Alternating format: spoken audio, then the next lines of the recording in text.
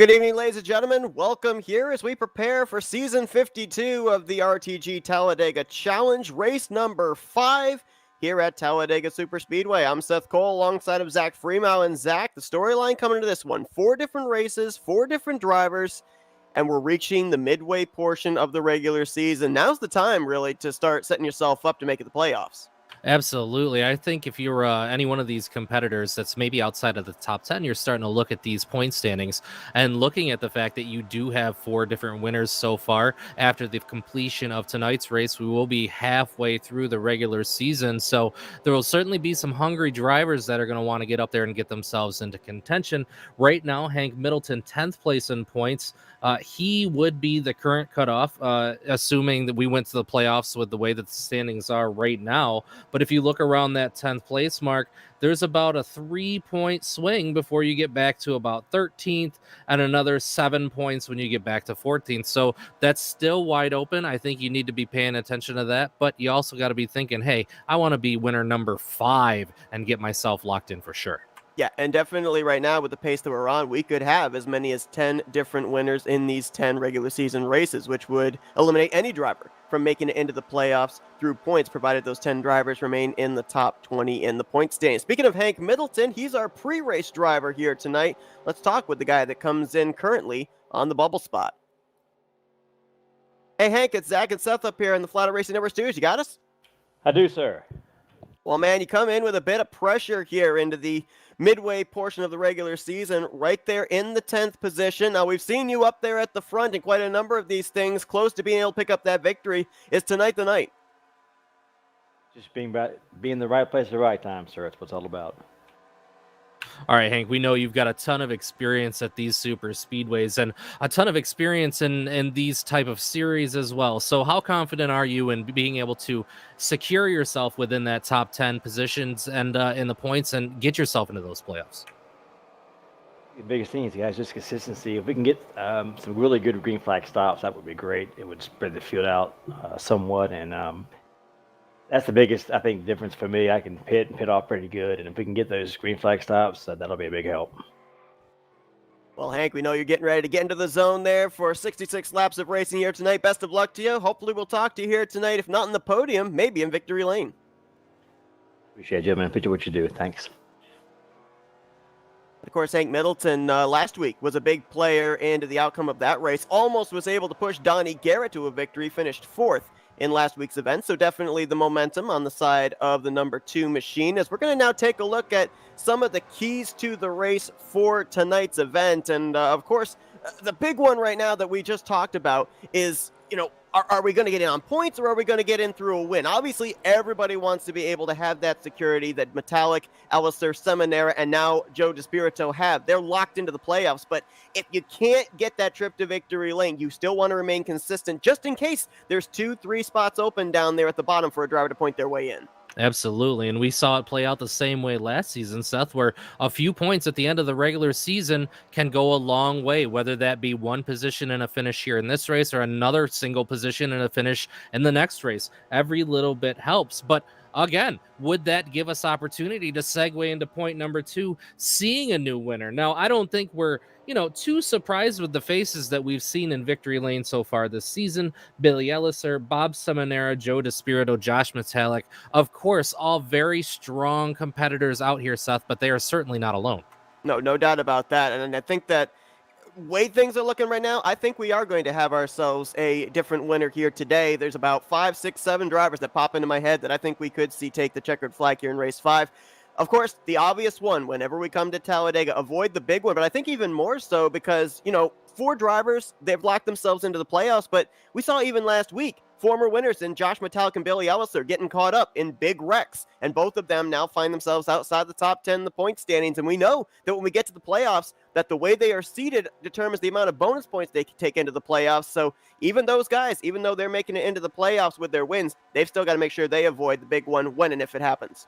Absolutely. And with the fields as big as we've drawn in this series over the last 2 seasons, dropping the difference between, a top 3 and finishing down toward the bottom 33rd, 34th, 35th, that's a huge swing in the points. So you definitely can't be waiting. You have to make your moves. Speaking of making moves, you can't wait to make them, Seth. We've seen this play out the last couple races where once you get around that lap 62, 63 mark, if you're not already on the way up front, it might be too late.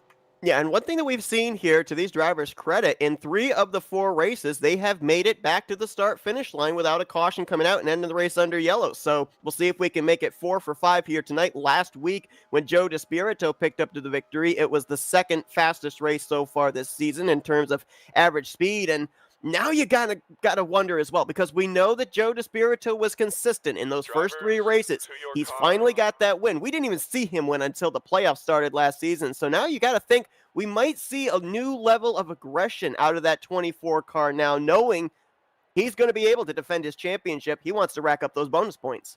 Well, I think there's a lot of guys right now that are really hungry to knock him off that top spot. It's been domination essentially for the last 2 seasons for that number 24 car. Of course, the champion in seasons 50 and 51. He is looking to try to make it 3 in a row. If he heard me say that, he would probably want to strangle me. But that's what's at stakes for that number 24 car right now. But if you look at the cars that are surrounding him right now, especially like the 17, the 88, the 77, 28, all drivers starting in those top 6 all around him equally as hungry to say, hey, we're here to give you a little bit of a run for your money, Joe. Absolutely. Well, DeSpirito is going to pick up the pole position. It is going to be his, I believe, 3rd pole. No, make that his 4th pole on the year. He's only missed out on 1 pole so far this season. He'll start alongside of the 17 of Chuck McClure. Bob Seminara, winner from 2 weeks ago, lines up 3rd. And Grant Wesley, who's finished runner-up in 2 of the 4 races this season, he's going to roll off on the outside of row 2. Donnie Garrett, who finished 2nd last week by about half a car length, missed out on getting that victory. He'll be 5th with Mark Paglia in 6th. Rodney Sellens and Bob Dixon in row 4. And Dave Cannon and Dante Ricky will be in row 5. Row 6 finds Jeremy Jeffries and Jessica Shelton, Tim Nofsker and Jeff Crivello, row 7.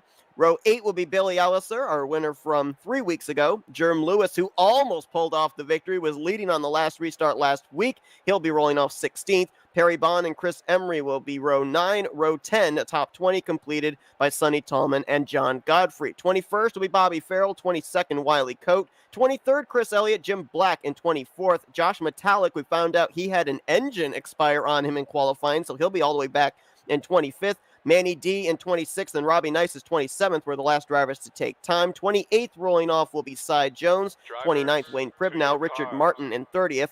31st, Dave Melson. 32nd, Bernie Mobbs. 33rd will be Jason Scheck.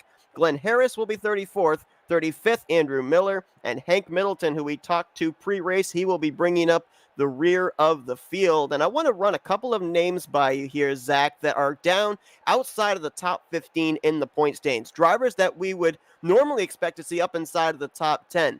Dante Ricky, Tim Nofsker, Bernie Mobbs, also Dave Melson, Richard Martin. Are these guys in panic mode here in this race, knowing that there's going to be only 5 more races after this to try and get themselves at least up there towards the top 10 vicinity to point their way in? I mean, I don't know if they're necessarily in panic mode at the moment, but I think it's certainly at the forefront of their mind that they need to get a good solid finish, maybe even a win.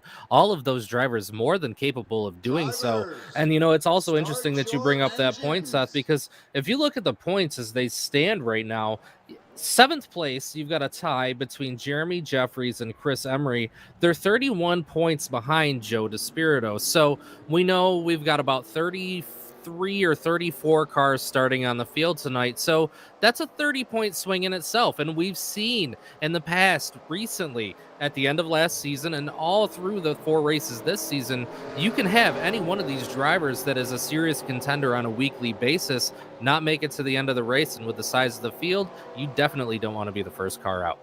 Well, last week we ended up nearly having something that we haven't had all season, a completion of green flag pit stops. We had about 2 groups and 2 different laps come down pit road, but then the caution came out right in the middle of those green flag pit stops. So we're getting closer to completing the cycle. Does that happen here tonight?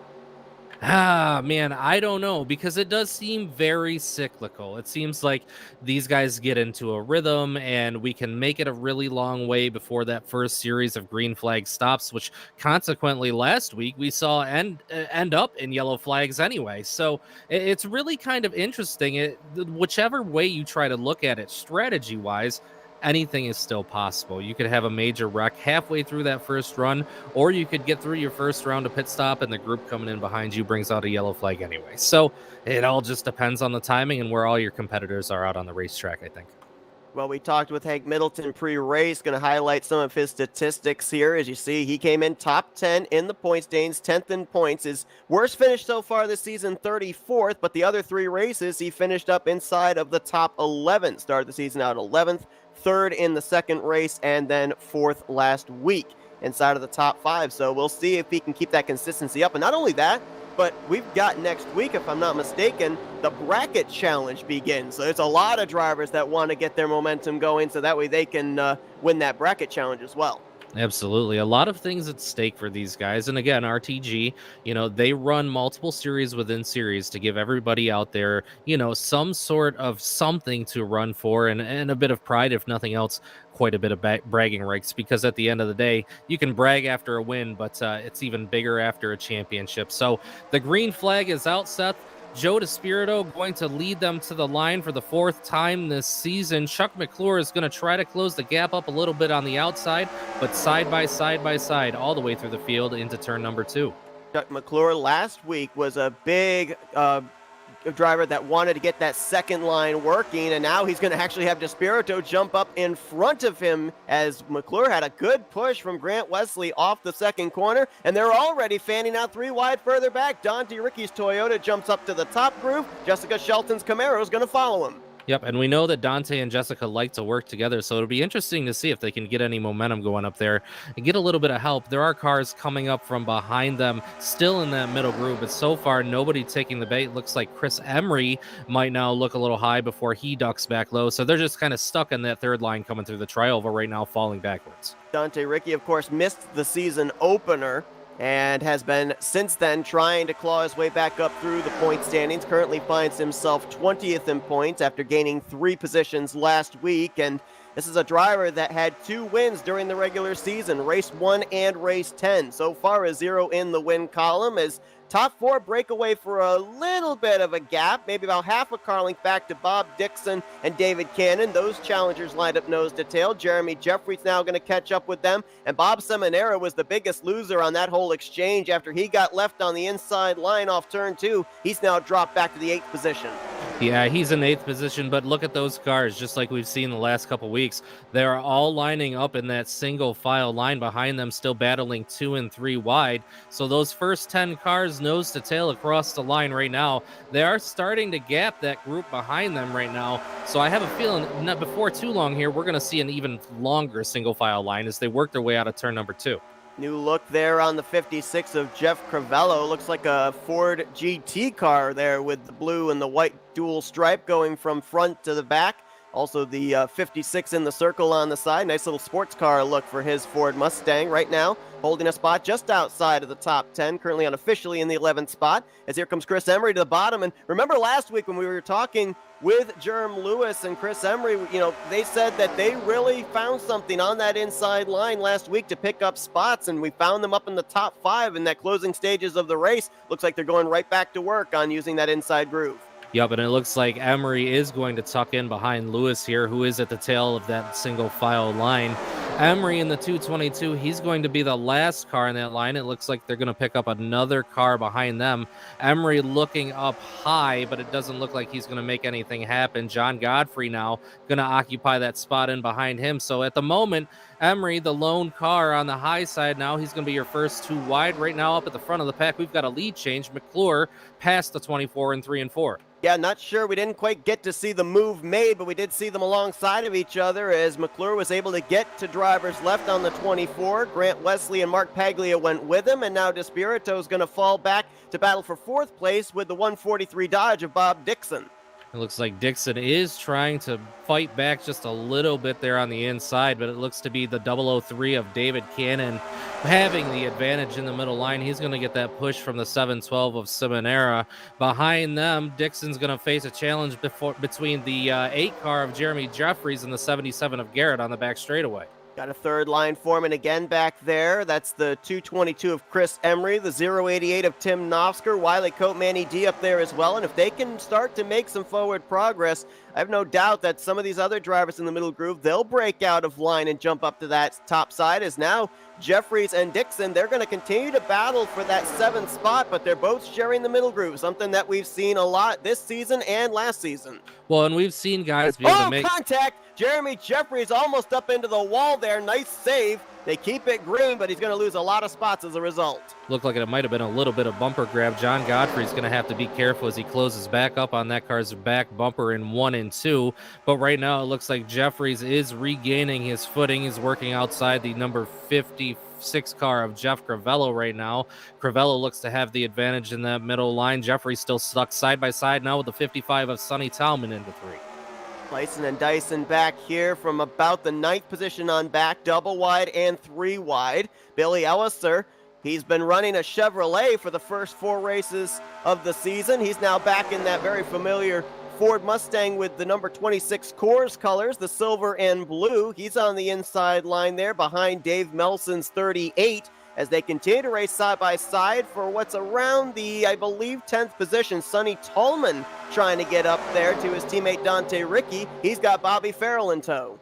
Tallman, we've seen him run pretty strong here these last couple weeks. We know if he can keep his car in one piece that he can be a presence toward the front of the pack. So it looks like right now he's going to get some help from that 92 of Farrell on that bottom line, as well as the 43 of Richard Martin. They've got about a 4-car train trying to make up just a little bit of ground here into turn 3. Tallman's going to get to the inside of the 616 of Lewis, but it looks like they're now taking Jeff Crivello 3 wide. Lewis on the outside, Crivello on the middle, Tallman on the inside. Somebody back there got the apron out of 3 and 4. I think it might have been the 26 of Billy Ellison, possibly the driver behind him, which I believe is the 00 of Wayne Pribb now, but they were able to keep it straight. We still remain green here as 3 wide behind Sonny Tallman. Richard Martin puts Jeremy Jeffries in the middle. Jerm Lewis in the Worth Ford Mustang way up on the top side. Now Jessica Shelton, a couple rows back, is putting the middle 3 wide as well. Man, I thought Jerm Lewis was going to get into that outside wall coming off at 2. He might have just lightly brushed it, but he is still that car leading that outside line. He's got Perry Bond trying to give him a little bit of help from behind.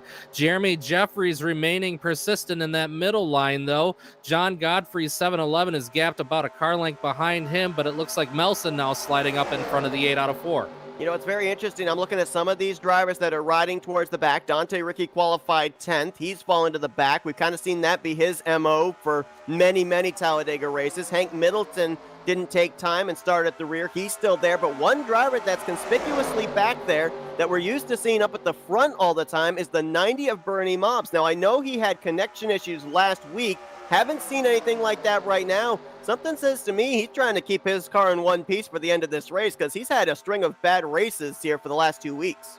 Right, and the other thing, I wouldn't be surprised if, being uncertain if those connection issues were going to persist this week, if he's not just kind of hanging out there. Because if you remember, last week he had to go to the back of the field multiple times, and a couple of those times he lost so much momentum trying to avoid the competitors on the track that at one point he actually lost the draft. So he's probably more secure running now, not knowing exactly what that connection is going to run to him, but he does look pretty good. As long as it stays that way, I wouldn't be surprised to see him trying to move back toward the front here real quick. Got about 5-6 cars on this inside line, led by Sonny Tallman, Bobby Farrell, Billy Ellison, Wayne Pribb now, and the 47 of Andrew Miller, the Fulton Bank Chevrolet. They're trying to make forward progress. It looks like they're not losing anything right now. They've been able to keep the 55 alongside of Crivello, but they're not really gaining anything either. No, they're losing just that little bit through the bottom of the corners. Pribb now touches the apron once, twice, 3 times. I think 4 times now. Man, I can't believe he was able to hold on to it, especially with the car right on his back bumper, but it looks like Miller is going to give him a little bit of a push to try to get him back up to speed. Now back up toward the front of that 3 wide. Jeff Crivello has lost all of his drafting help. Sonny Tallman is taking advantage of that on the low side, and it looks like the 77 of Garrett as well as the 38 of Sullins going to come down in front of that 55, see if they can help with that bottom line.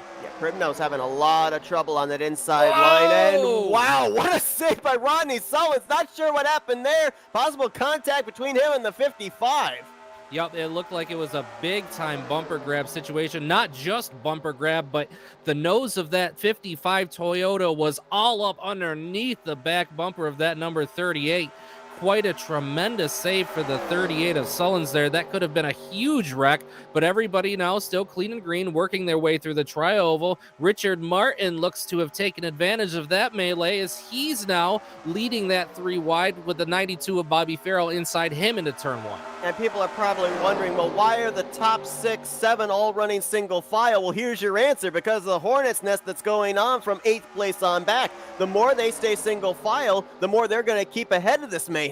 Absolutely, and you make more speed with the less cars that you have occupying occupying the lanes of the racetrack. You can make a lot more speed in a single file line than what you can double file, because you've got a lot of air movement going on around you, and you also have to take into account, the speed loss that you're going to endure. Right now, I'm looking up toward the front though, and the 92 of Farrell, he's making moves on the inside. He definitely is. He's going to go to the inside of make that of Billy Ellison. Up on the top side though, it was Richard Martin leading the group. He jumped to the middle line. Now he jumps back up to that outside line. Dave Melson, Tim Knopfsker, and Josh Metallic all working together to see if they can get something going in the upper groove. Yeah, and that 3 wide's really working. They are starting to slowly but surely overtake that middle line. Ellison now the car in the middle of all that. He's trying to maintain that middle line, but right now it looks like the 43 of Martin on the high side is the one that's really making the most speed. It looks like Bobby Farrell now on the low line in the 92. He's lost all his drafting help with the exception of the 00 of Pribnow. I'm starting to lose how many bullets we've dodged so far in the first 13 laps of this race. I think we're up to about 5 as we nearly had another incident on the back straightaway there. Wayne Primnow getting out of shape, almost got hooked off the nose of Andrew Miller, but we remain green up to this point, getting close to getting to that first round of green flag pit stops, as now Rodney Sullins wants to go up and help that outside line. He gets left out to dry by Richard Martin. Yeah, I don't think Richard Martin liked that move too much. It looked like the 38 of Sullins darted up across the racetrack, Seth. I almost thought that he was sliding and he was going a bit sideways until I realized that he had not hit the wall in that thing. So it looks like the competitors around him were like, hey, dude, you want to do that? We're going to just sneak on by you here. And it looks like Sullins now having a hard time gaining his footing back on the high side out of 4. Yeah, the tough thing when you're trying to formulate a line is you want the momentum to come from the back. You want the numbers to join at the back of your group. When a driver jumps from one line up to another, it kills the momentum of the line that's moving. And I think that's why Richard Martin may have ducked down there to keep his momentum up rather than having to check up that whole outside line. He and Dave Melson have moved down to the bottom. The outside line with Rodney Sullins has seemed to stall out a little bit now, with the 38 being the lead car. Yep, and when you're doing this type of super speedway racing, sometimes you have to be selfish. Sometimes you have to leave that guy hanging, because just a little bit of momentum loss can lose you 10, 12, 15 positions. So that's a lot to lose. So if you can hold on to that, you really want to. The 92 of Farrell hitting the apron into turn 3. I thought he was going to get out of shape, but he saved it now. Yeah, talk about holding on to it, as I think we may be closing in on those pit stops, because the top 3, McClure, Wesley, and Paglia, they swap from the middle line now down to the double yellow line, hugging the extreme bottom of the racetrack, which means that they want to have the cleanest access possible to pit road. Dave Cannon and Donnie Garrett down there as well. So I think we're right on the cusp. We may see these top 5 down pit road this next time off of 4. Yeah, I bet you we'll definitely see them in either this time or the next time by, but they're definitely doing the smart thing. Even if that middle line gains a little bit of traction and momentum on you, you've still got the advantage of that inside line to have dibs when you go down pit road, whereas the middle line and high line are really going to have to work a little bit more for it. So it looks like McClure and Wesley not quite as bumper to bumper as they have been down on the bottom of that racetrack, but it looks like this time by they are going to stay out, so maybe we'll look for them to come in next time by. Yep, they would be able to, I think, make it at least 1 to 2 more laps. I'm assuming that Despirito and Seminara and Sullen staying on that top side, that they may think about staying out an extra lap, but we have seen them come down pit road double wide off of turn 4, so that could be the case here as well. And you've got everybody still all nose to tail, the top 35 all separated by 2 seconds. So if everybody decides to come down pit road on the same lap, it could be pandemonium, but we'll see if there's going to be enough traffic control for them to all make it onto pit road safely. Yep, absolutely. And you saw the 088 of Novsker. He ducked down to the inside line. I wouldn't be at all surprised to see him pit, as he's usually one of our first takers when we have green flag stops. Wesley going to dart out to that middle line. McClure and company. It looks like the 28 of Paglia, the 77 of Garrett. Billy Ellison missed it. Somebody else is in the grass. Paglia is spinning. We Emery's do have spinning. a yellow flag out. Another wreck in the tri-oval as well. Ricky caught up in that. It looked like the 088 of Novsker might have missed his marks and slid into the back end. Wasn't exactly sure what car it was that he slid into, but that's what triggered all that at the entrance of pit road. I saw Billy Ellison come flying in. I think he was trying to get to pit road, but never got onto the brakes, maybe to avoid running somebody over. There is Novsker in the 088 and McClure in the 17. Now remember, these drivers were down pit road. They had to make sure they did not take service, or else they would have had to start at the tail end of the field. If they just passed through, then they're okay, and they'd be able to come down and take service under this caution period. The other car that I saw spun around was the 222 of Chris Emery. It looks like he's been able to continue on, but we'll have to take a look and see what happened. I don't think this even was at the entrance of pit road. To your point, I think this was drivers trying to get themselves settled out, figuring out where they were after that first group had actually come to pit road. Yeah, absolutely. And like I said, it looked like Novsker may have just missed his mark a little bit. He slid in there way faster than everybody else did. I think he may have gotten into the rear end of Paglia, who slid across into the infield, I believe, before they'd even hit that pit road line, and just a couple cars and drivers behind them that were caught off guard by that too. So tough break for all involved on that one. Like every driver that did come down pit road when that caution was out did not take service, so they will not have to serve an EOL penalty. And I'm watching here off of turn 4. There was actually some contact. Bob Dixon getting into the back of Tim Novsker. Now, I don't know if that would have played a factor into him carrying way more speed than he wanted to the entrance of pit road, but possibly. It could absolutely play a part on it, as well as any sort of weight shift that made when Novsker was if Novsker was already on the brakes or out of the accelerator on that car, the car behind him hitting him could absolutely have started those rear tires sliding, and he might not have been able to grab a hold of it, Seth. So that is a very real possibility. See what happened with former winner Billy Ellison. Yeah, I think he just flat out missed pit road. And then I think Dante Ricky may have gotten help from behind, maybe by the 47 of Andrew Miller. That's some pretty extensive contact to the right front of his machine. Then Ellison slides up into him. We'll go back and see if indeed there was contact between the 47 and the 84. Yeah, and I didn't even notice that wreck until after everything else had happened, with as many cars as we had sideways at pit entrance and up on the racetrack. So again, tough breaks for everybody involved here at the first round of green flag stops. I guess if there's any time for it to happen, it would be now. At least the field gets bunched back up. But if you've got any sizable disadvantage in the form of damage on your vehicle, that would also play a concern here, Seth. That was really tough from that camera angle to tell if indeed there was a bump from behind to Dante Ricky, courtesy of Andrew Miller. Just from that angle, it looked like maybe Dante turned the car to the left to avoid and may have just spun around. We're going to actually get a look from the helicopter cam and see if indeed there was distance between the front and rear bumpers of those two machines or not, or if there was indeed contact. Oh, there it was right there. Wayne Pribb now in the 00. I think the car in front of him might have been Bobby Farrell. He checked up. Dante Ricky checked up into the back of the 00, and then Andrew Miller got into the back of the 84. So it was a checkup there in the tri-oval of drivers, I think, trying to figure out if the caution was out or not. Yeah, that very well could have been just a bit of an accordion effect as drivers drove by that incident at the entrance of pit road and then had to react accordingly, not knowing if cars were going to slide back up across the track, if the yellow flag was going to come out, or if they were going to be able to remain under green flag. So, not too surprised at that. Again, this all happens at a really quick speed, and when you've got parts of the field breaking off as well to come down into pit road, you've got different momentums all over on the track. So unfortunate for all involved.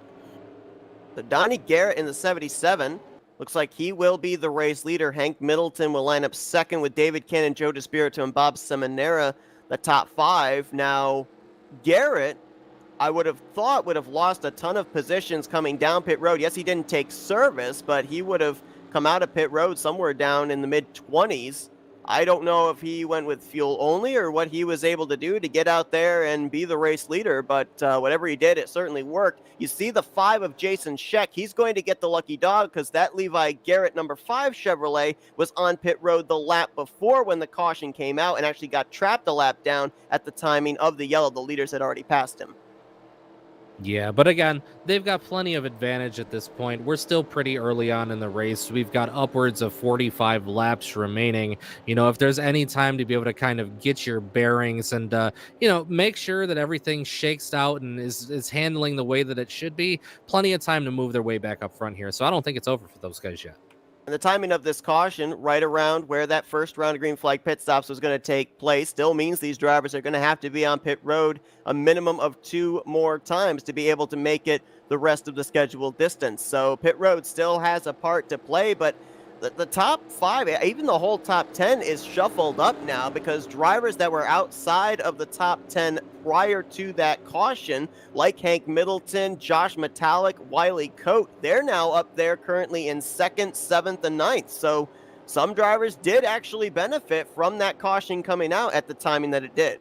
Absolutely. And those are some very fast competitive drivers up there. We've seen them get involved in multiple incidences over the past course of the past season and a half or so. But as you mentioned with our interview pre-race tonight, Seth, Hank Middleton in that 2 car, he's had a lot of really strong momentum the last few weeks. And if he keeps riding this, restarting in what looks to be about that 2nd position, that could pay dividends later on in the race. Well, remember who we heard in the closing stages of that race from Donnie Garrett, who his wingman was? Hank Middleton. They're going to be the front row here, so we'll see if they've got some strategy to get themselves lined up nose to tail and maybe control the midway portion of this race. David Cannon and Joe DeSpirito will line up behind them with Bob Seminara completing the top 5.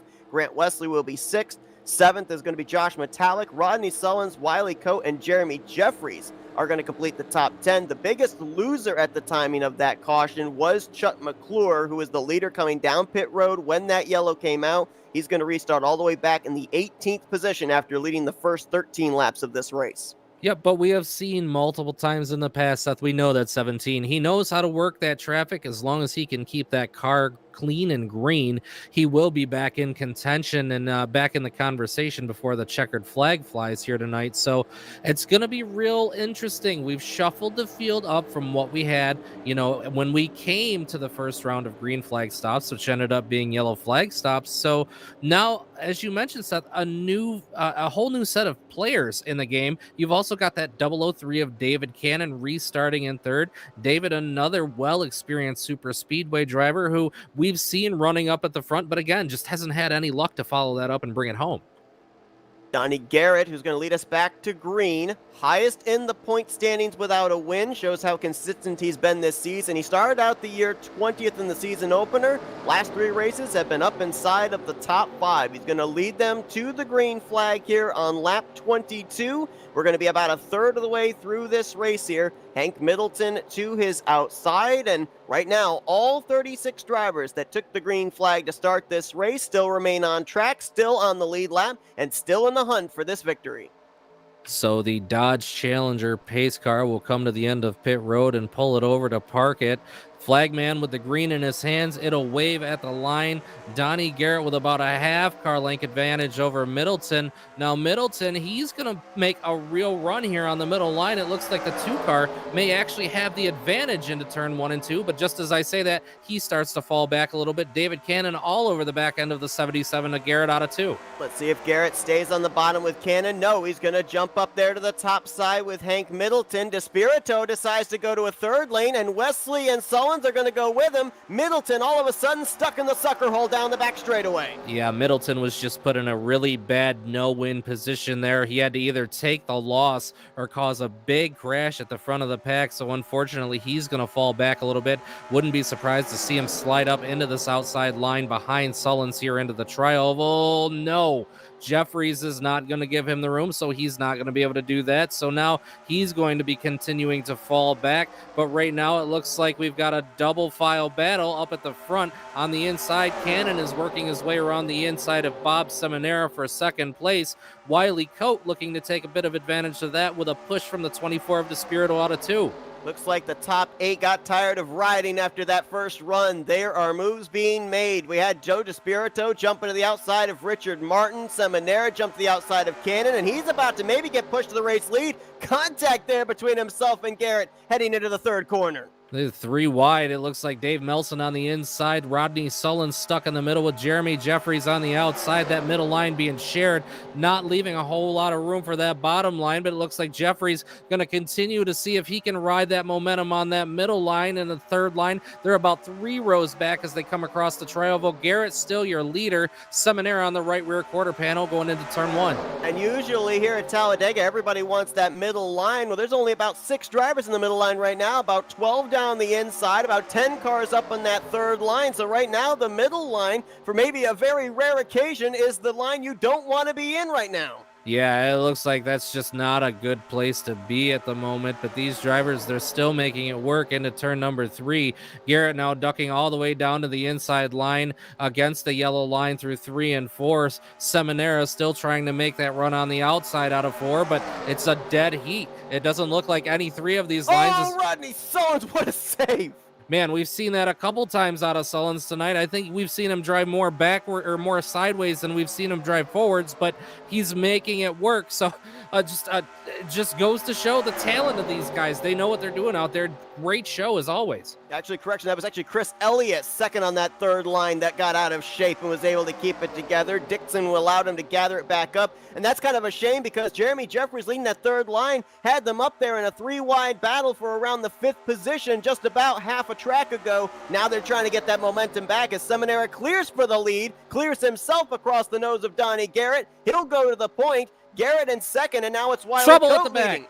1 car upside down on its side. Dante Ricky involved. It looked like the 26 of Ellison may have been involved as well. A 4 or 5 car incident in the middle of turns 3 and 4. Didn't see what sparked it off, but the cars up into the wall definitely got a good piece of it. Like I said, at least 1 car over onto its roof. And that would have been the 86 of Jim Black, who went barrel rolling down the high banking of the middle of 3 and 4. Also, Robbie Nisus in the 54 was a little slow in the vicinity. Not sure if he got collected or not, but at least a 3-car incident and a lot of damage sustained on that real tree number 86. Yeah, man, you hate to see that. Jim Black, a competitor that's out here week after week for the love of the sport. He's going to find himself in big trouble early. Hopefully he can get that, bring it to the attention to his pit crew, and they can fix enough damage on that so they can put them back into contention. Hopefully still get a top 10, top 15 finish out of it. Go back and see what happened here. That's the second wreck that Dante Ricky has been involved in here tonight. And, we've documented about the struggles he's had after missing the season opener, and certainly this is not what he needed. Although, if there is some good news, it looked like the damage sustained was to the rear end of the race car, and we've seen a number of drivers that have had rear end damage still be able to work their way up to finish inside of the top 10. Billy Ellison did it earlier on this season, so too did Jessica Shelton, and oh boy, we had a hooking here in turn 3 to cause this one. Manny D in the 710 and Jim Black in the 86. Yeah, and those guys, like I said, shot up hard across the racetrack. A lot of really hard contact there. I think even if they can repair the damage, probably more concerned about having any sort of motor damage as well. You can overcome the aero, but you cannot overcome the lack of horsepower. So hopefully their crews can get that fixed up for them. Another car that did go over was the 54 of Robbie Nisus, so we're going to have to see if he'll be able to continue on or not. When Billy Ellison got bounced down into, he made contact with another machine. Not certain if that car spun out or not. I think it might have been the 616 of Jerm Lewis. We'll double check just to make sure that it was only the 4 drivers that we originally documented. As there on the left side of your screen is the contact again, and oh well, nope. I thought he made contact with Jerm Lewis, but he got hooked so quickly that he actually did not make any contact with the right side of the 616. Yeah, so it's we've seen a lot of cars sideways tonight, Seth, and I think this is the first time that we've seen it really in the corners. So you can kind of overcome that on the straightaway, with a little bit of quick thinking and careful driving, playing with the throttle a little bit. But in the corners, that's much harder to overcome, especially when you get hooked like that. And fortunately, there wasn't more drivers around, but for the drivers that were involved, a lot of really heavy sustained damage. And the drivers carried a lot of speed when they came around 1 and 2 to pick up the pace car. And we actually had an incident on the back straightaway as well. It doesn't look like a lot of damage was sustained, but John Godfrey in the 711, I think he's going to get a hit from behind by the 2 of Hank Middleton. Middleton actually got in the back of Nofsker prior.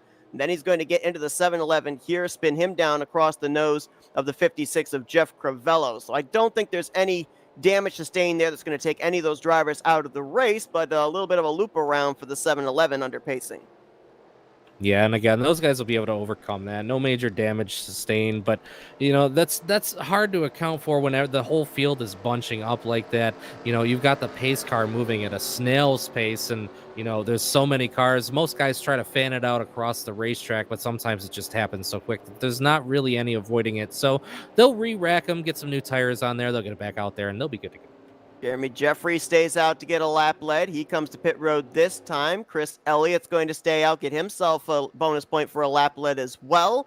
Undoubtedly, we'll see him come to pit road this next time by, which will turn the race lead back over to the 712 of Bob Seminara, who was leading at the time that the caution flag came out. So we are closing in on the halfway point, about 5-6 more laps before we indeed hit that. So we're going to step aside for a quick commercial break. We'll hopefully be back here when the pace car gives us the 1 to go signal as you're watching race number 5 of season 52 for the RTG Talladega Challenge.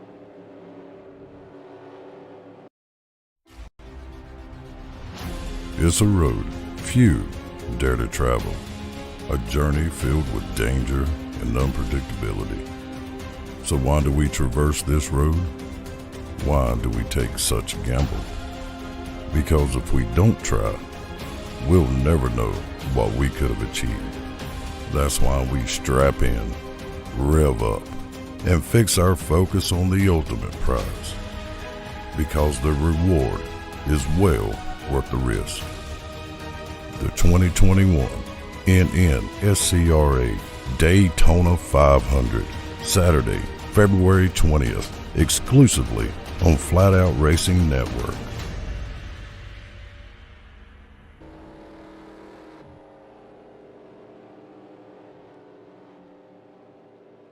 Welcome back here to Talladega Super Speedway as we are on lap 28 of 66. This is race number 5 of the season for the Tally Challenge for the Rolling Thunder Gaming Series, and we're getting set to figure out who's going to be the next driver to go to victory lane. This is the midway portion of the regular season. 4 drivers have already gone to victory lane, and right now, if we take a look at our running order here, Zach, 3 of them are up inside of the top 10. Absolutely, but you see the driver that's in the number 1 position right now. It is Chris Elliott. He's going to duck off into pit road. Remember, Chris Elliott, he was our point leader coming into last week's race before he ran into some big troubles, and that dropped him down out of the point standing. So there's definitely a lot of hungry drivers behind that 712 and that 24. We know those guys already locked into the playoffs. So you look at the 77 of Garrett, you know how badly he would like to win. Jeremy Jeffries, not only could he use a win as he works his way up through the pack, but he's also a guy that is about the midway point. If you look at the point standings right now, actually, no, my mistake. I was looking at somebody else.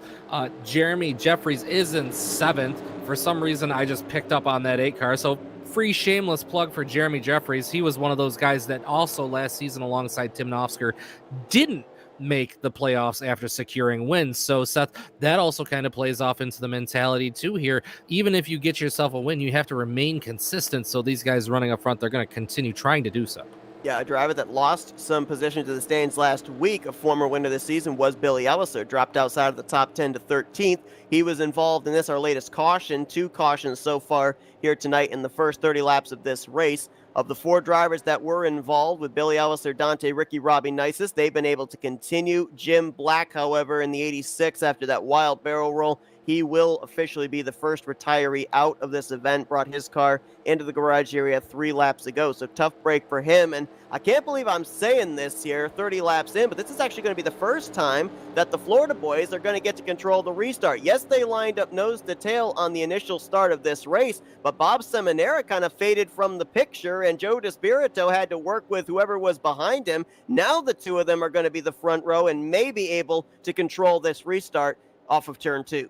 Yeah, we've seen them do this many times in the past, and they always find a way to get together with each other, usually about off at turn 2, somewhere midway down the back straightaway. So the third member of those Florida boys, Bernie Mobbs in the number 90 car, remember we documented his struggles earlier as he rode around the back of the pack. Right now, he's feeling pretty good, sitting in 18th place. He's starting to come back up through the pack as well, so I wouldn't be surprised to see that third car up there before too long. And this is going to be interesting, too, to just kind of watch the mano-a-mano between the 712 and the 24, because at this point last season, DeSpirito, yes, he hadn't won, and Seminara went to victory lane once during the first half of the regular season, followed it up with another victory in the second half of the regular season, but DeSpirito was so consistent, he dominated the regular point standings. Seminara didn't really even have a chance. Those 2 come into this race, 1-2 in points, separated by 9 points. You got to think there's going to be some one-upsmanship between these 2 heading down the home stretch. You would think that would be the case, but for as many times as we've talked to these 2, there seems to be, they seem to be absolutely fine with the fact that they can get up here and dominate these seasons, which they have over the past 2. So Bob Seminara, if I'm not mistaken, also a past champion to this series, so he certainly knows how to get it done. Right now, DeSpirito does have the advantage into turn number 3, but Seminara is still fighting back on the bottom with a push from the 77 of Garrett from behind. I think DeSpirito got given too good a push by Grant Wesley for them to be able to work out the strategy they wanted to. Whoa! Seminara finally does tuck up in front of the 24, but I think he wanted to do that 2 corners ago. Yeah, I think he definitely wanted to do that 2 corners ago, but fortunately, there was just enough room for those guys to be able to make that work without causing a major incident. So those 2 have hooked up just the way that we predicted, but now Donnie Garrett, he's giving fight on the inside with the help from the 39 of Josh Metallic and the 43 of Richard Martin. And they're 3 wide further back around the 9th position. Jessica Shelton, Hank Middleton, Dave Melson mixing it up. Now you got Chuck McClure jumping up to that outside line. I couldn't tell over there at the start-finish line that last time around if Jeremy Jeffries just got out of shape or if he decided, hey, I'm up on the top side and there's a low line open. I'm going to go from top to bottom, but he just darted from right to left down to the inside line there that last time around, and now lines up behind Sonny Tallman trying to make some forward progress. Yeah, so he'll try to regain his momentum. Something interesting here, Seth Seminara and the 24 of DeSpirito have both moved to that inside line. We've seen how fast that middle line have been, but it makes me kind of wonder, it gives pause when I think about, are they kind of concerned about the type of speed that Garrett's going to make on that inside with the help of the 39 of Metallic, a former winner this season? And with that being said, now does Donnie Garrett switch moves on them and jump up to the middle line with a 39? Look at Grant Wesley. He and David Cannon, they were working together in the middle line. He jumps up in front of Chuck McClure, so maybe it's the 88 that's going to have a challenge for the lead if that third line can get going. Yep, and unfortunately for David Cannon, no help on that middle line. He's going to fall backwards and fall backwards quick. Wesley doesn't look like he and McClure are making quite the speed that they need to make ground on that bottom line right now. So an interesting change of pace with as quick as we've seen at that middle line be and as dominant as we've seen it be. It's just not right now, but another interesting game of cat and mouse. It looks as though the 24 and 712 are actually blocking the 77 of Garrett. Trying to maybe premeditate whatever move the 77's going to try and make on them, as now Josh Metallic has Richard Martin behind him in the 43. That's another driver that hasn't exactly gotten off to the best of starts here this season. Meyer 22nd in points, looking to, I believe, get what would be only his second top 5 finish of the season. Yeah, and you know, guys are more than capable of doing so, but I'm really trying to keep an eye right now on what's going on with the 77 of Garrett, because we know he's fast. We know he's been able to make moves on those front 2 leaders, but now he is securely snugged up behind that 24. So I'm curious to see if whether he's trying to just be patient or he's trying to pay attention to every move that they make through the corners to try to plan out his next move, because the last time that he tried to make a run on them, they just followed him right up the racetrack as if they knew that he was going to be going for that move. As you see the 77 of McClure, he and the 88 going to duck down. It looks like they're going to leave the 39 and 38 hanging on that upper middle line through 3 and 4. Yeah, as soon as Rodney Sullins jumped up to the top side with Metallic, Wesley and McClure jumped down to the bottom. Looks like the 17 and the 88, they've got a strategy here, and that's go where they ain't, as now they've moved themselves up to the 5th and 6th positions. Sullins and Metallic, they're going to continue to lose positions to that middle line, as it's now the 17 has broken away. The 94 of Shelton is going to try to catch up to him as well. She will do so. Now the 28 of Paglia working along the inside of the 38 of Sullins and 39 of Metallic. Right now, we've got 3 different groups of the field doing 3 different things. Single file amongst the top 7, then double wide from about maybe 8th back to 12th, then 3 wide from 13th place on back. Sonny Tallman, Jerm Lewis, Bobby Farrell, and others in the mix of that one. Absolutely, and you see how much of a difference that makes. That single file line, they're checking out from those guys that are doubled up behind them, who are checked out from those guys that are 3 wide behind them. So a lot of different racing styles happening all at once, as you just mentioned here, Seth, but that line up front is getting longer and longer and longer. Nobody trying to make any moves right now. Could be some bad news for a few drivers here, as looks like Wayne Pribnow has lost the draft. I don't think he's been involved in a wreck. I think he just ended up losing the tail end of the field. But Robbie Nisus, who we saw flipping over in 3 and 4 in the last caution, he has lost the lead pack. Obviously some engine damage there affecting his straightaway speed. And Dante Ricky in that Z's Custom Diecast Toyota Camry, he is all torn up on the back end. That has affected his speed. 30 seconds behind the leader unless something happens here, which Talladega is known to eat up cars late in this race. Dante Ricky could be in for a rather poor points day. Yeah, and he came into tonight's race 20th in points, tied with Dave Melson, 60 points off the point leader Joe DeSpirito. So another big hurt today could cost him big in the point standings after the race is done and over with. So he's got to just try to hang on there and hope that he can get a couple cautions to get him caught back up in the pack and try to win the race of attrition. And the incredible thing about it is, too, you know, we talk about how Talladega is so unpredictable, and a series that runs at Talladega every single season and every single week, it's entirely different. The landscape is entirely different season after season. If you go back last season, Dante Ricky picked up 2 wins, and that was starting at the rear of the field. He did the same thing again here. Yes, he qualified up towards the front, but he fell towards the back. But that strategy has not worked out for him so far here in season 52. Well, and that's, you know, something that we've talked about even at the start of the broadcast, that no spot in the field throughout the first 4 weeks of this season has been sacred. There has been no safe space. We've seen wrecks happen at the front, in the middle, at the rear, with one car, with multiple cars flipped over, and there's just no safe place to be. And that's kind of the bug that Dante Ricky is caught. You know, he's just got that bad luck bug right now, and until you can kind of overcome that hump, big point losses, as you see the leaders now working around him at quite a clip. It's just so much speed that he doesn't have in comparison to the rest of the field. Scrapping the 84 a lap down now. Dante Ricky hoping to see a caution to be able to get the lucky dog, get back in the lead lap. The car that had to take him 3 wide is leading the outside line. Well, now he's actually behind Chuck McClure. Talking about the 28 of Mark Paglia. That's another driver that's gotten off to a slow start. Now, we obviously had documented why he missed the first 2 races of the season, but then when he came back, races 3 and 4, both finishes have been outside of the top 25, and this is a guy that we saw consistently finish up inside, if not the top 5, the top 10 week after week last year. Yep, and we've got a challenge up front as we talk about Paglia. We know how talented, how fast he is. You see, he's the 4th car on that outside line right now, running in 7th place. And Seminara and Despirito, they're in trouble right now because that line of cars on that upper middle line has decided we are tired of following these guys and nobody else is making a move. So let's go, fellas. It's time. They picked up McClure, they picked up Wesley, and now Richard Martin's going to lead the charge in that Domino's Dodge. Let's see if he's going to be able to edge Seminara at the line here. Yes, he did, so he'll get that lap led.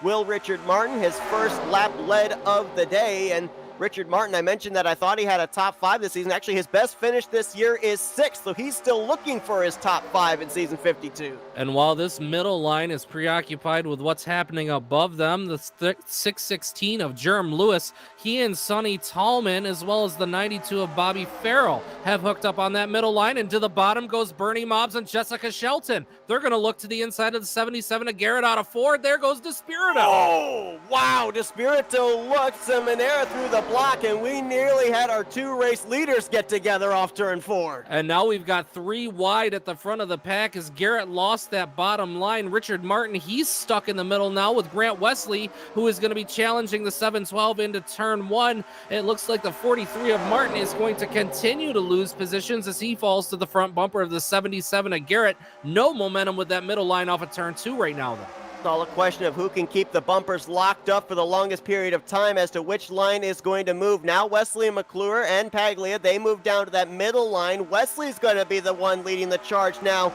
on that middle line. With McClure pushing him, he edges ahead going into turn 3. Bernie Mobbs in that 90, another driver that we saw kind of fade to the back. Now he's up here challenging side by side with Cannon for the 7th position. Still a dead heat for the top spot for the first 2 lines. Absolutely, and Seminara and Despirito, it looked like they led that line down to the bottom of the racetrack at the end of the back straightaway, and they had to pay the price of running that inside line all the way around 3 and 4. So Grant Wesley, Chuck McClure, Mark Paglia, the 3 leaders of that middle line, they're sitting pretty right now. It looks like the 712 of Seminara, he might have the momentum off the corner, but by the end of the backstretch, Wesley and company are going to be well past them.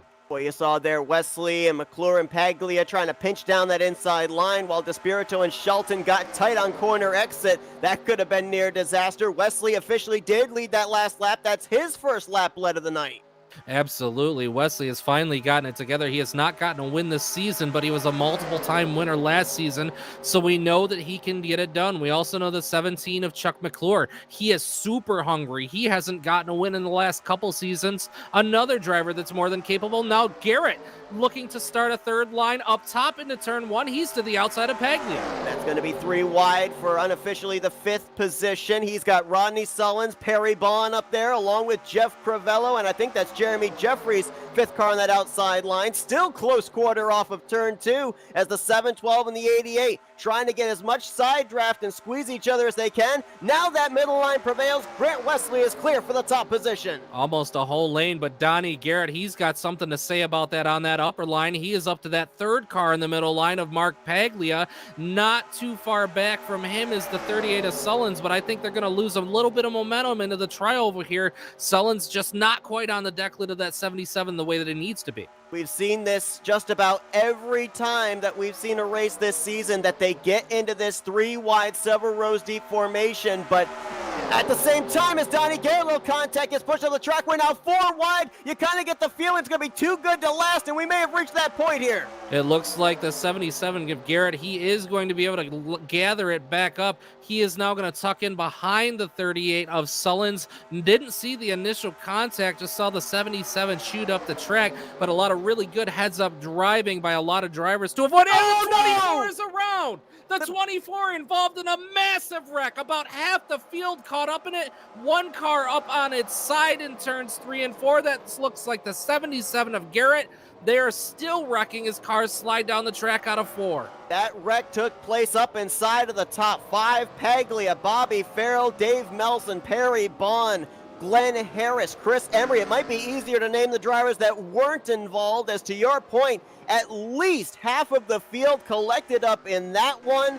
And again, You just got the feeling that one little mistake was going to have catastrophic results. We saw it there as these drivers were just a few laps away from having to consider coming down pit road for another round of green flag pit stops. And Seth, we did talk about this. Remember, the 24 of Despirito was the second car on the inside line at the front of the pack. When his car got sideways, touched the apron, slid up in front of the entirety of the rest of the field, and just a massive multi-car accident with as bunched up as the field was. Even cars toward the back of the pack with not a whole lot of time to slow down, as that whole field came to an abrupt stop when this Despirito car slid dead up across the entire raceway where they were racing 3 wide behind him. You see the bumpers were just locked up so much between the 7, 12, 24, and 94. I think maybe some bumper grab might have come into play. I don't know if maybe Despirito might have lost a little bit of momentum after getting into the 7, 12. I mean, they were just locked up so close together. And we know that on that inside line is where the accordion effect takes place more so than in the outside or the middle line. And just as close as they're racing there, it's a point where you can't lift because you've got someone right up your back bumper. If you lift, it's going to check up everybody else behind, and that car 2, 3 cars back, it's not going to get that memo that everybody else is slowing down ahead of them. Absolutely. That's that accordion effect that we seem to talk about week after week. I think Joe Despirito, the biggest loser in that. Nothing that he could do. He was tucked up, as you mentioned, right to the back bumper of the 712 with the 94 of Shelton up against his rear bumper. So I think he was kind of in a lose-lose situation, no way, either way that you look at it, and a lot of cars taken out as a result of that. Well, we showed the replay there. Pick your favorite driver, see if they got through. I saw that Josh Metallic might have been able to just barely squeak through, but Dave Melson got involved. Donnie Garrett up and over, as we saw in that 77 machine, last week's runner-up. And Donnie Garrett, if you remember, about a half a lap earlier, Seth, was at the very top of a 4 wide situation that these drivers were all able to steer clear of, and they came out of it on the back straightaway. Half a lap later, he's on his roof. So you really hate to see that for that driver. Garrett, who we've talked to multiple times this season, just trying to stay as consistent as possible, was doing an excellent job again tonight, and trouble found him. Couple other drivers that were able to get by. It looks like Bernie Mobbs was able to get through. Dave Cannon was able to get through, as a hard hit there for Perry Bond. A couple of drivers were able to get on the brakes and avoid. Chris Elliott, Andrew Miller, Cy Jones, Hank Middleton. And this is going to help the 84 of Dante Ricky, because there's a lot of torn up race cars here that may not be able to continue, and he is going to get the lucky dog under this yellow flag. Okay, Seth, so now I have to ask you, when we come across the line this time by, there will be 20 laps to go. Now, all of the leaders just pitted about a lap and a half ago, so now that they've gone about a lap and a half since they've come out from taking fuel and tires, with 20 laps to go, are those the last round of green flag pit stops that you think we're going to see tonight? Well, I just heard that the fuel is going to be tight. So, I honestly think you're going to have some of these drivers, they're going to be the mentality of, I'm going to try and save that extra couple of laps, make sure I can make it to the end. But in all honesty, with what we've seen here, you start getting into 20 to go. You get down to 15 to go. You get down to 10 to go. The aggressiveness kicks up. I think we may have another caution in our future, which is going to quell the doubts of every single driver on pit road of whether they can make it on fuel or not. Everybody will be back down topping off the fuel tank. So maybe I'll be wrong. Maybe it will come down to seeing who's got that last little bit of gasoline in the tank, but I somehow have a feeling that Talladega is not done with cautions just yet. No, I wouldn't be at all surprised, Seth. But as you also mentioned at the top of the broadcast, the last 2 races we have seen finish under green flag conditions. So given that there is 20 laps to go, unless it's a relatively quick caution here, there is a shot that we could see this race out all the way to the end. It's I wouldn't say a long shot, maybe a bit of a stretch, but I wouldn't say a long shot either. You talked about Joe Despirito there losing a lot of track position after being up in the top 5, getting involved in that wreck. Now, when I saw him leave the scene of the accident, it looked like he had left and right side damage, but since they run moderate damage here in this league, I think he might be able to continue, might still be up to speed. He'll have to work his way up there from, I think, the 20th, it'll be 19th, I believe, when we go back green, when the 47 and the 54 come down pit road here, nearing 1 lap to green. So he is going to have to work his way back up to the front, a place that he's been all race long. I don't think that 24 has been outside of the top 5 this entire race. So now he's going to have to be the hard charger rather than the one trying to keep them in his rearview mirror. Absolutely. And depending on what sort of damage that he took in that incident, it'll be really interesting to see. And I think it'll be really telling here on the restart to see exactly how much ground that he can gain. So we know that Joe DeSpirito, he is persistent. It doesn't matter if he's involved in a wreck or not. He is still going to see that out and get every single position that he can. And, that's really a championship mentality that you have to take. And he certainly knows how to win championships here in the Tally Challenge. Yeah, and again, because of 2 other things. Not only does he want to get up here to try and see if he can pick up his 2nd win of the season, but he also wants to make sure that he keeps his buddy in the 712 in close proximity as they're trying to battle for those bonus points for the regular season championship. And when we talked to him in Victory Lane last week, he said another thing that he's trying to get in the mindset of is the Tally Challenge Bracket Series, which is going to start next week. And the last thing that he wants to do is be heading into the first round of the Bracket Series on a down note. Yeah, and that's, momentum. You don't want to lose that momentum, especially week to week momentum. You might not think that carrying momentum from week to week to week makes as much of a difference as it does, but it really does from a driver's perspective, Seth. I believe that you can even attest the same thing. You've run series before. The week to week momentum, absolutely 100% a thing. So you want to try to still end this on as good a note as you can. Yeah, absolutely. There's no doubt about that. You kind of get into your head when you're having a streak of bad races thinking, what have I got to do? And so you think, well, let me try something different. It ends up not working. And if you just stuck to your original strategy, it probably would have been the right call. If you have the good momentum, then you go out there and you think, I think I can try that again, or maybe I'll try and be a little bit more aggressive here. And usually it pays off. It's kind of ironic, too, because if you're in the mentality of I'm going to go out there and be aggressive, especially at super speedway races. And I don't know if you can back me up on this or not, but it seems like when you then make moves with that mentality, you actually make moves that not only benefit you, but benefit the rest of the drivers on the track because you're not driving scared. When you drive scared is usually when you make the mistakes that not only involve you, but others to get damage involved in wrecks. Absolutely. And, I think it's a really fine line because you can absolutely be over aggressive. Now, you can be aggressive and be competitive, but you can also be over aggressive. So I think that aggressive / competitive, that's kind of that perfect combination. If you fall too far back, you do, like you said, you get into that fear mode, and other drivers can really sense that and see that from you, just riding behind you and just watching the moves that you make on the racetrack. It is very apparent as another driver when that guy is uncertain, and that might not be somebody that you want to hook up with. So you want to be as fast as you can. They're going to bring them back down to the line. Green flag is out now, Seth. It looks like we are going to be down to about 18 laps to go. Seminaire on the inside, McClure on the outside. The outside with the numbers right now, the inside spread out just a little bit more and falling apart. Now only 3 cars on that bottom line through 1 and 2.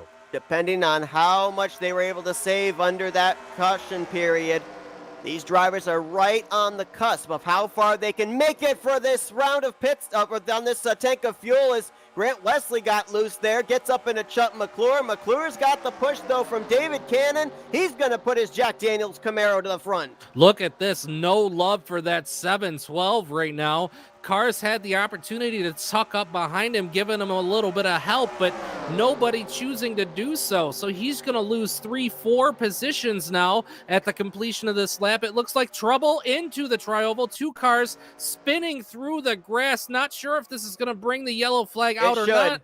It should. We got oncoming traffic. I'd be surprised if a yellow doesn't come out. Yellow is out. Manny D and Dante Ricky having to avoid the spinning Donnie Garrett, as well as Manny D. Caution's going to fly for the 4th time here tonight for that incident off of turn 4. Garrett, who has that roof damage, obviously that's got to be affecting his speed somehow. We'll see if that might have played into this wreck off of turn 4. Yeah, I was actually really surprised. It was at the very, very back of the pack, so not sure if there was a little bit of a miscommunication between drivers. Some drivers maybe not seeing that some cars ahead of them had lost momentum, but they were well behind the lead pack there when that happened. Oh, yeah, it looks like Robbie Nices actually got up into the wall. He lost momentum. Pribnow's moving down to give him room, and then Nices just kind of came down, not realizing the 0-0 was to his inside, sent him down into Donnie Garrett, and close call there for both Manny D and Dante Ricky as those cars were spinning right back up the track in front of him in the tri-oval entrance. Yeah, fortunately, it didn't look like anybody took too much damage on that, so they should be able to bounce back from that. We're working lap number 15, 16 laps still remaining in the books. At this time, it looks like we don't have any drivers one lap down, so this caution should be a little bit quicker than the ones we traditionally have, Seth. As you know, when you have a car one or more laps down that is on the track, that will extend your caution period by 1 lap. So hopefully only a couple laps of caution will have them back green flag racing. By the time we do go back green flag racing, if any more yellows should come out, they will be racing back to the yellow flag. So it's getting down to crunch time, Seth. I think you really need to start thinking about moving forward if you're at the middle of the pack. And I think this caution now is going to have all of these drivers with the one mentality now facing towards that checkered flag. I think with this caution period and the 2 to 3 laps that they'll run here under pacing, they should be able to save enough to make it the rest of the way on fuel. So I don't think pit road is going to play any more of a factor in the outcome of today's race. And I have to chuckle when I take a look at our top 2 because 3 weeks ago, when Billy Ellison was declared the winner of that race, off turn 4, it was Chuck McClure, the leader, Grant Wesley in second, and those two are lined up nose to tail for what could potentially be the final restart of the day when we go back green. Yeah, and do you remember who the drivers were that spoiled that for those guys, Seth? Yes, indeed. It was Tim Nofsker and Billy Ellison. Right now, those two a little farther back on the field, so they don't have to worry about those two.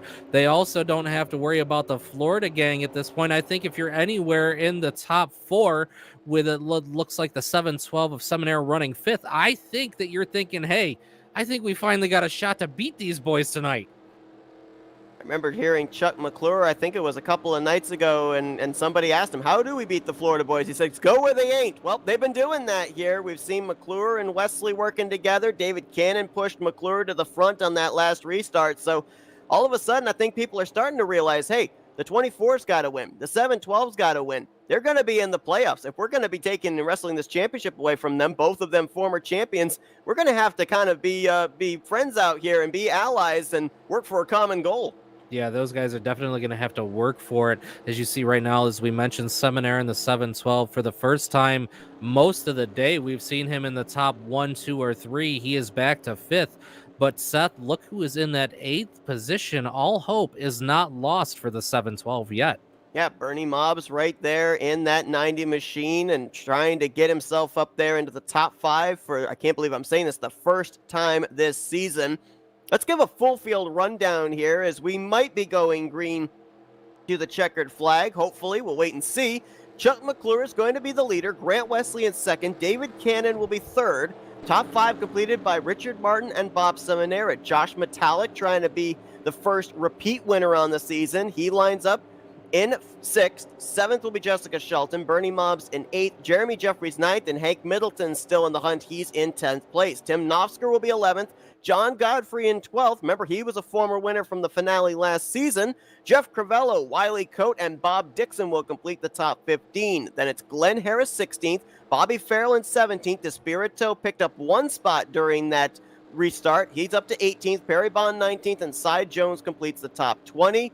Then you've got Mark Paglia in 21st, Chris Emery 22nd, Sonny Tallman 23rd, Billy Ellison in 24th, Dave Melson runs 25th, 26th will be Chris Elliott, Andrew Miller, Jason Scheck, Rodney Sullins, and Jerm Lewis, your top 30. And then these drivers on back, some of them are, I believe, possibly off the pace. Donnie Garrett right now in 31st, Dante Ricky in 32nd, Robbie Nice is 33rd. I think all 3 of those drivers might be slightly off the pace with damage sustained. Manny D is currently in 34th, and looks like 35th is Wayne Pribnow. Those drivers all running, still on the lead lap. Only driver out of the race here tonight, 36th place, Jim Black.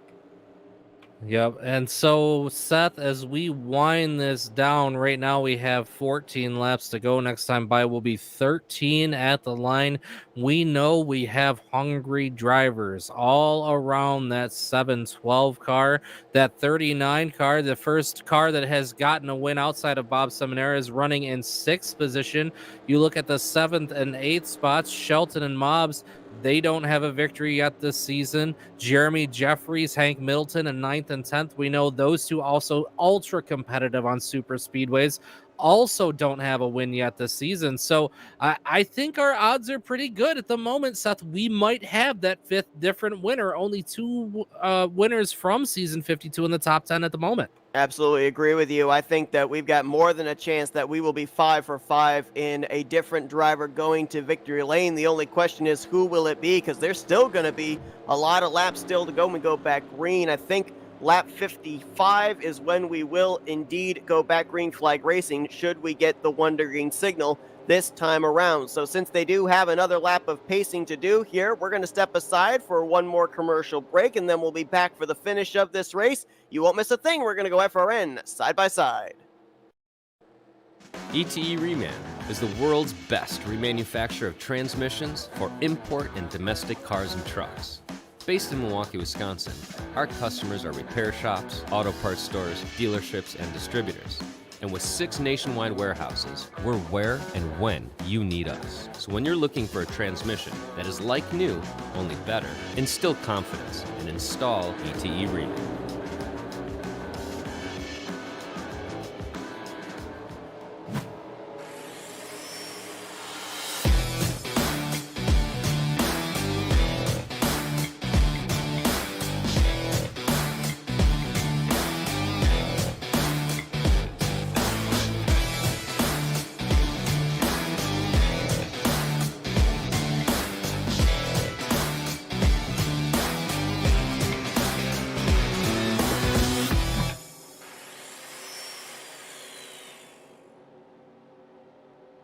We're based out of West Monroe, Louisiana. We do custom T-shirts, racing. We'll do any shirt. We'll do schools, churches, fundraisers. We do a ton of event shirts, as you can see on our board here, all around our banner. Personalized. I mean, we do anything. It doesn't matter to us. We got the custom rugs. We use all the, top quality shirts, inks and everything. Hoodies, hats. We do embroidered hats, embroidered shirts.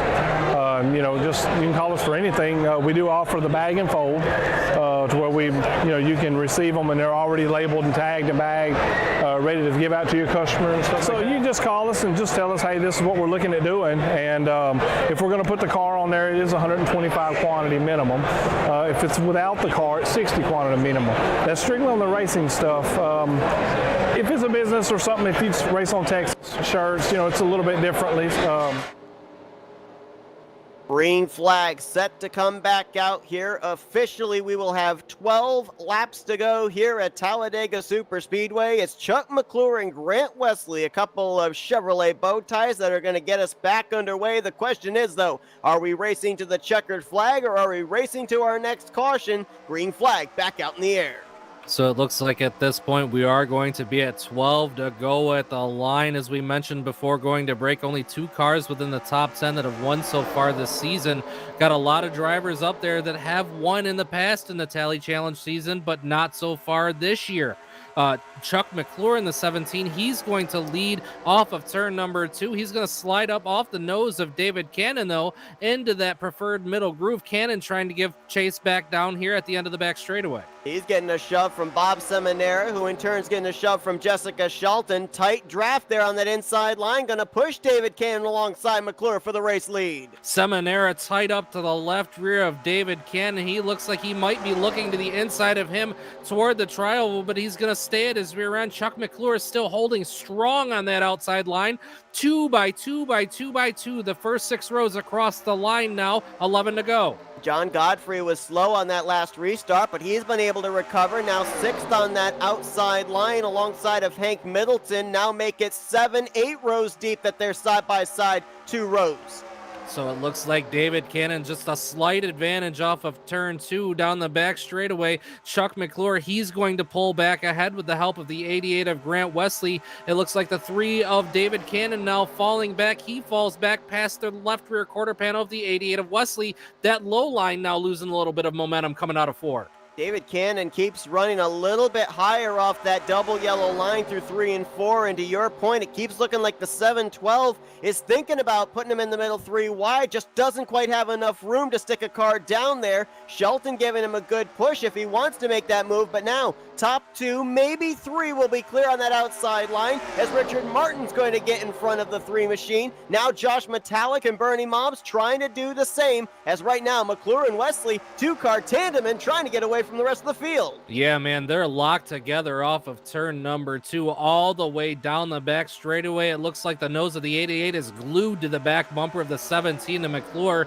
They're reaching speeds of almost 200 miles an hour off into turn number 3. Metallic now in 4th position has cleared the 003 of David Cannon. Bernie Mobbs now challenging to the outside off 4. Remember, prior to the last caution, drivers were a little questionable on whether they'd be able to make it the rest of the way on fuel. With that last yellow coming out, they are good to go. So now they're all just trying to figure out who's going to be the one to take the 5th checkered flag of the season. Now Metallic has cleared for 4th. Mobbs trying to clear for 5th, and you'd start to wonder, that 43 back there, we've seen him make some moves in the middle portion of this race. If he jumps up to the top side, will Metallic go with him, or will he try to maybe jump to the bottom? Well, and I'm curious to see what exactly the Metallic machine is going to do. As you see the 90 of Mobbs, he is now tucked up to his back bumper. Cannon still trying to fight back on the inside of Metallic through 3 and 4. Not really sure what the play is going to be this next time by. We are going to have 8 more laps remaining. Chuck McClure still securely the leader, being pushed by the 80 Wesley through the tri-oval. Right now you've got 2 Chevrolets, 2 Dodges, and 1 Ford in the top 5. Toyota is conspicuously missing. You got to go all the way back to 22nd where you find Sonny Tallman's Camry, as right now it is Chevys 1 and 2 trying to hold off the side-by-side challengers for 3rd. And almost contact between the 003 and 43 in turn 1.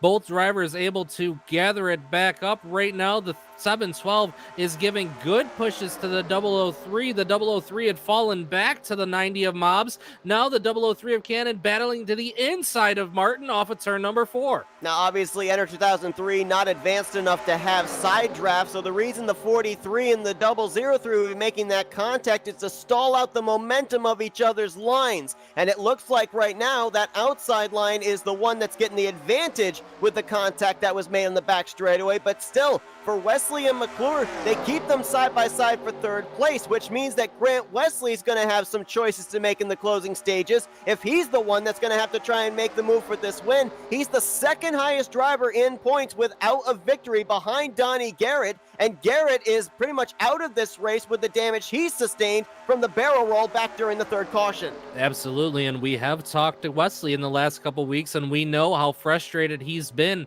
between the last half of last season and the first part of this season so far. He said, we just haven't had the momentum. We haven't had the good finishes, the strong, consistent finishes that we had at the start of season 51, so we really need to get out there, run good, try to get a victory. So I'm curious to see, does he try to stick with that 17 of McClure with 6 laps to go, or is he thinking about making a move to the low side? It's got to be real soon if he's going to do it. We saw Donnie Garrett up at the front. He's now fallen to the back with his damage, and it looks like maybe, just maybe, last week's winner, Joe DeSpirito, may be out of it. He's not made very much forward progress. Right now, mired back in the 28th position. So what looked to me like minimal damage sustained from the wreck he was involved in actually may have had much greater consequences than originally thought. Yeah, it looks like that really hurt him. So, he's going to just have to try to hang on and get as many points as he can. Unfortunately, not going to be in contention at the end of these races like we're used to seeing him. But right now out front, it is still 6. Chuck McClure, 5 to go now at the line. The 43 of Richard Martin has cleared the 003 of David Cannon to his inside. Cannon still fighting to try to work that 3rd position on the inside of the racetrack. Yeah, and David Cannon still trying to at least keep the status quo for that fourth position with Josh Metallic. It's not looking like that inside line is a viable option right now if you're going to try and make a pass for the win. But we saw Chuck McClure and Richard Martin early on in this race take it 3 wide to the top, so that third line might be an option. And we're getting close to one of those keys of the race. When we get to the completion of lap 63, it is go time, because the next caution would end the race under yellow. So now you've got to start making your race win plans. Absolutely, and I wouldn't be at all surprised to see if we have the formation of a third line within the next lap or so, just waiting to see who's going to jump out there and try to make that move. If that happens with the way that that bottom line is stuck in there, Seth, that might give a little bit more of an advantage to that bottom line as well. And remember, we ended up seeing Billy Ellison, who was in 6th coming off of turn 4 3 weeks ago, be awarded the race win. Look at some of these guys we've got just on the outskirts of the second half of the top 10. Bernie Mobbs, Jessica Shelton, John Godfrey, Tim Knopfsker, Jeremy Jeffries, Chris Elliott, all in the vicinity if trouble breaks out at the front. Absolutely. Right now, the leader's coming into the trioval. The slow car of 84 of Dante Ricky. Now he's going to be up toward the top of the track, leaving ample room for the leaders to race underneath him. Now 3 more laps remaining. The 17 of McClure still with a solid lead and a solid push from behind in the form of the 88 of Wesley. Saw some smoke over in the trioval. Looks like the 710 of Manny D has actually retired out of the race. Fortunately, that did not bring out a caution, as it looked like there were skid marks on the racing surface. Next car they're going to deal with is the 54 of Robbie Nisus. He's going to move up out of the way. They're now going to have the top 4 clear side by side for 5th between Cannon and Bernie Mobbs. Now Cannon battles back to the inside of Metallic for 4th. Now, Seth, I don't know if you saw it or not, but at the exit of turn number 2, the 003 and 43 actually got together. Both drivers managing to save their race machines, this time to the line, 2 to go. Still no moves to make on the outside of the racetrack, and that middle line's hanging tough in the top 4 off into turn 1. If a move's going to be made up here inside the top 5, it's got to generate back in the middle portion of the pack. We'll see if anyone down the back straightaway this time will try and use the momentum to try and create a third line, as they're going to have 1.5 laps to go here down the back stretch. Nobody stepping out of line yet. Wesley still committed, glued to the back bumper of Chuck McClure going into 3. But don't count out that bottom line just yet. David Cannon is easily alongside the 43 of Richard Martin, now creeping toward the left rear quarter panel of Wesley into the trioval. I don't know if they're going to have the run coming off the trioval, but they are making ground down there. White flag at the line. McClure is still your leader.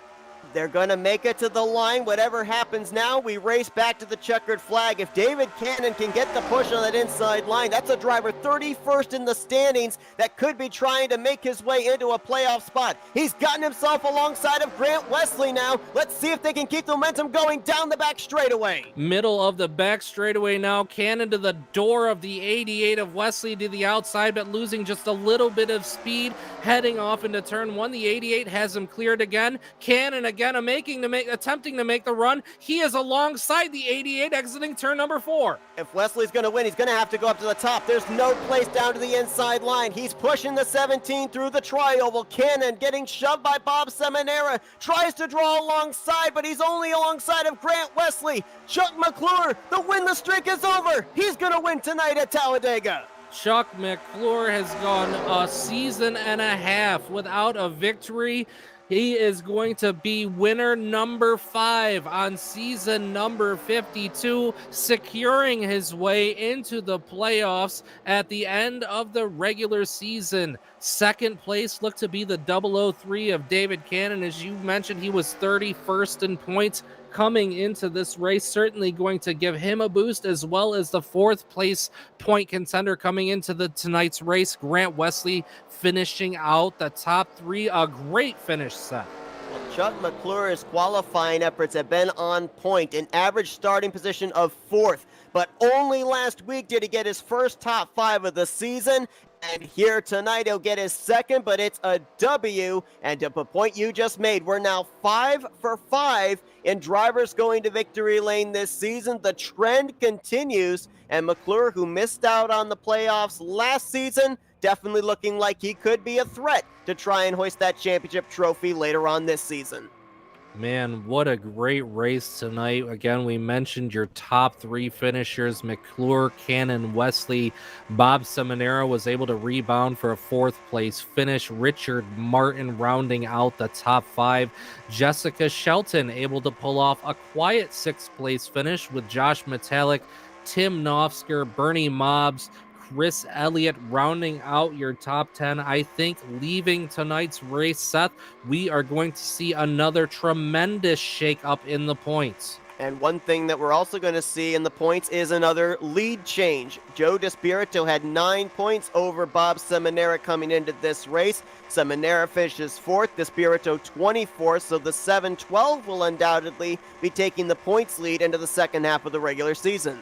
Absolutely. So these guys, as we've talked about, it's that whole attrition thing. Now, it looks like the 24 of Joe DeSpirito unofficially scored in 24th place in points. So, Seth, one of the things that we've really focused on with the sizes of these fields this season is that is going to be a tremendous point loss. He is probably going to fall outside of the top 5 when all is said and done after tonight's race. And that's how quickly this can swing around. He is secure for the playoffs, so that's something he doesn't have to worry about at this point. But it just goes to show, man, you need to be able to put these runs together each and every week. And the thing of it is, too, you've hit on 2 points during this broadcast that culminate into kind of branching off of that point. Number one, the big fields, as you just said. But number two, the fact that we've ended up having wrecks take place at the back, middle, and front of the field. So guys that we saw with the strategy of run up front all race last season, that strategy is not necessarily working out because there's no telling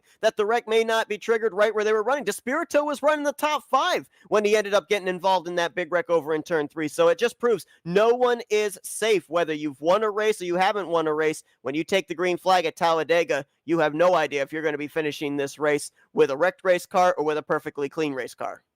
Absolutely. So looking a little farther down in the field, it looks like positions 11 through 15th unofficially, John Godfrey, Chris Emery, Jeremy Jeffries, who we saw run very strong, just really struggled tonight. And I think that might have been a little bit of a byproduct of what we saw.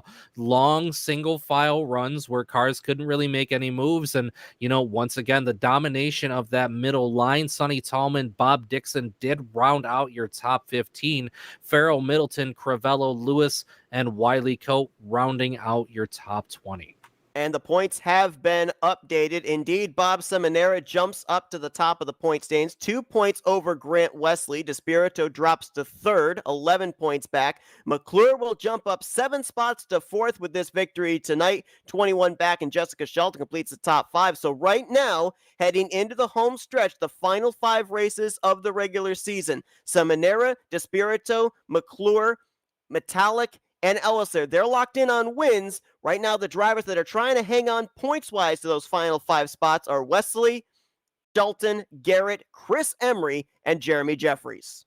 Absolutely. And this is something that we saw Jessica Shelton do consistently over the course of season number 51. And that was be able to have these really consistent, quiet runs where, you know, we may not have seen her in the top 2 or 3 all night long, but at the end of the day, she can bring it home. And that's exactly what she's done. Grant Wesley, another guy that we know more than capable of winning in this Tally Challenge. Chris Emery, tremendous run last week. Jeremy Jeffries, Jeff Gravello, Josh Metallic, all of your top 10, despite the fact that Metallic is lumped in there as a winner as well, more than capable of winning these races. So as we talked about at the beginning of the broadcast, Seth, not outside the realm of possibility to potentially see 5 more regular season winners before the playoffs. Well, with another top 5 run here tonight, Grant Wesley is going to be entering into the second half of the regular season, the highest driver in points without a victory, and we're going to talk to him now.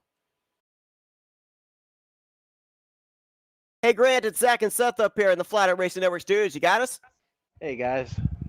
Well, man, I know when we talk to you week after week, you say you want to get this Gatorade machine in victory lane, but here tonight, it was hard to tell. Were you not able to make a move on the 17, or were you committed to pushing him on that outside line? Well, okay, I'm going to let the cat out of the bag. I got the 17 in my fantasy lineup. No, that's not entirely. I mean, it is true, but that's not why. But no, that's me and Chuck's been working really well together, and I just want to kind of stick with him there. I know it's been a while since he got a win, and I'm glad to see he got a win. Still wish it was me though. I mean, you still got 5 more races to be able to do it. You're currently second in the point stands, the highest of the drivers without a win. So I know that obviously you want to lock yourself in through a win here in these next 5 races, but are you also of the mentality of, if I'm not able to pull off the victory, let's at least keep ourselves up here in the point standings so that way if there are a couple of spots open to point our way in, we're able to get one of those spots? Yeah, honestly, I mean, every race I go out there trying to win, but I'm not going to make a move that's going to potentially put me in 20th or 30th. Ultimately, if I could win the preseason points championship, I would take that any day over getting a win or two. Hey, Grant, Zach up in the booth. Congratulations. Solid third place finish. We saw you get multiple wins last season. This season's been a little different as we have talked to you about in the last couple weeks. It's really hard. You've kind of had this monkey on your back where this latter half of last season and the beginning part of this season, you've just run into a lot of bad luck and things that have kind of held you back a little bit, but your consistent finishes really helping you in the points right now. How much of that momentum plays a factor week to week? Oh yeah, I mean, and I've had kind of a rough start and had a rough end the last season somewhat. I mean, we were in the final 4 there, and we all finished nose to tail, I think, in the top 10. So it wasn't really a bad finish, but it wasn't a top 3 like you like to finish every race. But yeah, you can't put yourself in a position where you're getting bad finishes because that momentum does tend to pull you back. And I'm just glad that, I'm back to knocking down top 3s and building that momentum up and hopefully be full bore towards the end of the season. So in the closing laps of that race, we saw David Cannon and Bob Seminara working that bottom line pretty masterfully. It looked like at one point they may have fallen back just a little bit, but in the closing laps, they were able to get it back up there and make that run on that low side. Was there anything that you guys think you could have done a little differently to try to stall out their momentum, or do you think that's about as best as we could have done tonight? I mean, I'm not even 100% sure what all was going on behind me. I mean, we all know, the line that has the most cars is the one that's going to go the quickest and, whoever's tightest. I felt like we were doing our job, at least the first 3 in that middle lane. And from my mirror, I could see that Bob and Bones were pretty tight. So, that bottom lane, for me, that bottom lane's a little harder to be tight in. So for those guys that do as well as they did, hat off to them. They did a really good job. All right, Grant, again, congratulations. Solid third place finish. Now second in the points, just 2 points behind Bob Seminara leaving tonight's race. Thank you. Shout out sponsors. What do you got for us? I want to thank Demar. He was sticking with me there at the end. And Chuck, man, I worked really well with him all race. Congratulations to him on the win. Thank all my teammates at XFM. I'd like to thank the owners here, Terry Baum and Sean Prime. And David Cannon putting on a good show tonight. Good to see that also. I'd like to thank you guys for doing the broadcast. Makes it a lot of fun to watch after the races. And most importantly, I'd like to thank everyone that watches. It's pretty cool. I'd like to thank my friends and family, my girlfriend, and yep. Well, Grant Wesley has the highest average finish of any driver that has run all 5 races this season. You just get the feeling pretty soon we're going to be talking to him in victory lane. But great run here tonight for you, Grant, and we look forward to seeing what you're able to do down this home stretch heading for the playoffs. Thanks. And let's now talk with our second place finisher that came up just 44 one-thousandths of a second short from winning here tonight, and that's David Cannon. Hey, David, it's Zach and Seth up here in the Flatout Racing Network studios. You got us? Gentlemen, yes, I do. Man, we've seen here season after season, race after race, that inside line is one of the toughest lines to move forward. There's a lot of checkup. There's a lot of the car getting tight off the corner. But you and that inside line had a lot of momentum in those final 3 laps, and you almost pulled off the victory. What little more do you think you might have needed to be able to get that 17 coming through the tri-oval to the start-finish line? I think I needed to take a little bit more paint off them other guys' car coming off them corners and stuff is what I think I needed. But man, it's hard at Talladega on that bottom lane. You're right, to do anything. I it would have had to been them. Grant was locked on to Chuck's bumper, and I think that's what did it.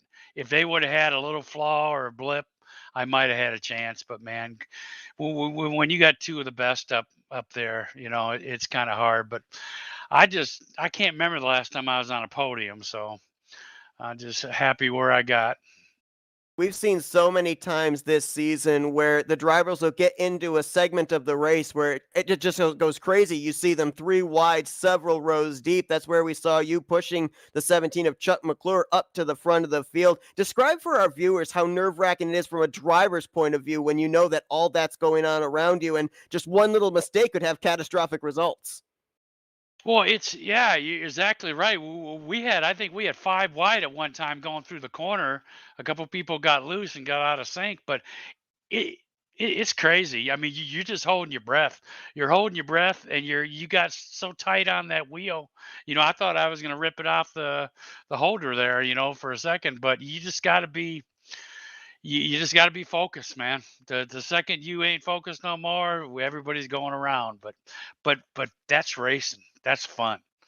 I'd like to have that every week, every minute of every race, something like that. So a lot of fun. Bones, I've been waiting all season to talk to you since you started running routinely here again with season number 52. We know you're an accomplished super speedway veteran, something you've been doing for a really long time. You don't even really so much run the speedways anymore, but with all that experience behind you, we know you're more than capable of getting up there and getting one of those victories. Right now, with some hard luck in the first 4 races of the season, you're 26 in points, but still not mathematically out of the playoffs yet, especially if you can get a win. How much longer before you think you might be able to do that? I'd love to. I took a lot of years off, running the league and stuff like that and doing all this other stuff. And I just like to, give all the other guys a chance to race. And that's where it used to be a couple of seasons ago. We were right at the brink of everybody getting in, and I'd jump out. And so, but I'd love a win. But my goal is to not cause any cautions and to make it to the end. And I think I've finished, wrecked out, and finished. So I'm probably hope I don't wreck out next week. But it's just a lot of fun to me. If I win, it's great. If not, I just wanna not cause any problems. But I love the super speedways. All right, Bones. So I'm going to change it up on you, do a little something different. Typically, I try to, keep it to races or questions pertaining to the race that we just watched. But as an owner admin of this series, which you have been from just about the beginning, if I'm not mistaken, I want to give you a bit of a chance to brag on these guys, the guys that run in this league, not only with the racing, but with all the other competitive gaming that you guys do over here, and how good of a community this really is in comparison. This is something we've talked about on other broadcasts, but how has it been for you being able to watch this series and watch this league grow and evolve throughout the years? I've always said, and I've kind of been scolded for it and stuff like that, but Thursday to me is the bread and butter of this league. And I know some people are probably listening and probably really scolding me right now, but it's just it's brought the best of the best over here. And it's brought drivers over here that's floated throughout the other series, and it's like we built up a clientele over the years of the best drivers to me in the sim racing community. I mean, it's Thursday night. Guys want to come to race other guys on Thursday. Guys want to come to race, the format. And it's been like that for years. And you got Josh Metallic. I mean, you got to give him 3/4 of the credit for Thursday. I mean, it's a person that he is. It's the way he's, treated the race, his series and stuff like that. But like I said, I hate to say it, but Thursday to me is the bread and butter and always has been. So but we do have the best drivers in the sim racing community as of today. And I think we've had for years. So I hope that answered that for you. Absolutely, Bones. We appreciate it. It's been great talking to you. Great to be able to interview you in a little bit different conversation than the ones that you and I usually have. Awesome to see you finish second. Can't wait to talk to you in Victory Lane, man. What do you got for shout outs, thank yous, and sponsors?